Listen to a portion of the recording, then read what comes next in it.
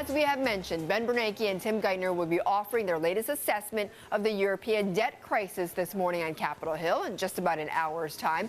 Chief Washington correspondent Peter Cook is standing by with the lawmaker who will be leading that questioning, House Oversight Committee Chairman Darrell Issa. Peter? Betty, thanks very much. I am joined here by Chairman Issa. Thank you for the time. Appreciate it. Things seem to be improving somewhat in Europe, so why hold this hearing right now? Why call Tim Geithner and Ben Bernanke right now?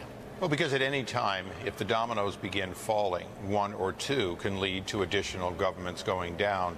Right now, we all remember too well that TARP money was taken from the American people, $800 billion, and misspent in some cases. And although things are looking better, the question is, do they have a plan if the credit default swaps fail? Do they have a plan if sovereign debt problems expand beyond Greece? And does that plan include the American people being asked to put another $1 trillion in? Does it include the fact that these banks will fail the stress test if suddenly they're not able to be made whole on debts from sovereign nations? So you put all that together, we simply want, Bernanke and Geithner to come to us and tell us, what about the alternate scenarios? What if their plan isn't correct? You've seen their testimony already. Do you think they're underestimating the risk to the United States and more specifically the risk to U.S. taxpayers? I believe they failed to have a plan B or plan C. TARP was all about bailing out in some way they weren't prepared to, based on something that they said couldn't happen. Now we need to say, obviously, things can happen. What if the alternate scenarios occur? What if, in fact, because it's been a year of Greece being on again, off again, a problem, but Greece is only one of the so-called pigs. You have a European situation in which a domino effect can occur. If it does, American banks become insolvent not because of Greece, but because of all this debt combined. What is the plan to deal with it that does not involve the American people being simply asked to go another couple trillion in debt? Tim Geithner says he's not planning to go to to ask for more U.S. taxpayer funds to bolster the IMF so it can help Europe at this point. But he also defends the U.S. commitment to the IMF at this point. Do you believe Tim Geithner when he says the U.S. isn't going to ask for more money?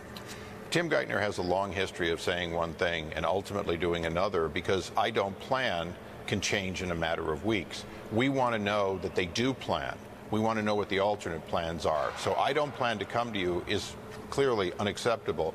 I don't plan to come to you for these three reasons in these three cases so that I have backup plans the American people can believe in. Ultimately, their plan is that Europe won't fail. If they're wrong, will the American people be on the hook? Will the American banking system be back in the same situation in which they came to us with only a moment's notice to ask for nearly $1 trillion? Well, let me ask you the flip side of that. Will you and other House Republicans be prepared to step up and perhaps provide that taxpayer funding for the IMF so it could help deal with that kind of dire situation? We reflect the American people. The American people are telling us no. The American people are telling us that, well, they can't get credit. U.S. sovereign debt has expanded dramatically, and our commitments around the world continue to expand. The American people have less debt today than they did in 2008, over $1 trillion less in mortgage debt. They want to know that there's a plan here in Washington to have less sovereign debt and less exposure. So the answer is no, the American people don't have an appetite for it. As a result, the House of the People should not have an appetite for it. Do you think the U.S. investment in the IMF up to this point, the support for the IMF, has been a wise investment of U.S. money? Treasury Secretary Geithner yesterday making the case the U.S. has earned money off this. This has been a good investment.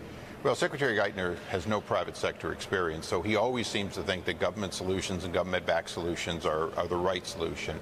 What I'd say is it's had a mixed history over a long period of time, and what we need to do is recognize they're a reality, but ask, did we intend to have a Marshall Plan in the 40s and another one in the 2010s? If we did, we'd better have a lot more money than they're currently allocating. What's your assessment of Ben Bernanke's performance as Fed chairman, not just on the European situation, but his performance here in the U.S.? There are questions being asked about that. He's defended what he's done, and there are some who would argue he saved the U.S. economy. You've got critics here on Capitol Hill who would argue otherwise. Well, certainly I would give him a low grade for the first couple of years when he simply ran up all the internal debt, the balance sheet, if you will. When he ran out of the ability to run that up to, if you will, monetize these decisions, he's been more conventional. And I'd say more conventional is where he needs to be. He's got to stop trying to extend this. But I will give you one answer is, if you deserve an A for being independent and an F for being politically involved and injecting the Fed into, if you will, the Obama administration's decisions and being favorable, he gets an F. He gets an F on that. You do not believe Ben Bernanke's been an independent player? He is not. He has been more political and engaged and specifically made statements about what Congress should or shouldn't do when not asked. That's if it's an A or an F, a pass or a fail, independence, he fails. Let me ask you just the big picture about the sovereign debt situation here in the United States. You've got a budget plan being put forward by House Republicans, by Paul Ryan. Is that a plan you're prepared to support in terms of trying to put the U.S. fiscal picture in a better light? The moment we get a number from the Budget Committee's vote, we will begin working toward those cuts within our jurisdiction. I expect that's going to be $70 to $100 billion over 10 years, that we're going to have to find ways to make cuts within the federal workforce, which is part of our budget. I do support that. I think the American people want to see federal workers in the federal system enjoying some of the benefits the private sector enjoys, but some of the responsibilities. Right now, we only see the upside. If you're not paid enough in the federal system, they'll pay you more. If you're paid too much, you keep it. All right, Chairman Darrell Issa heads the House Oversight Government Reform Committee, questioning Ben Bernanke and Tim Geithner later on this morning. Betty?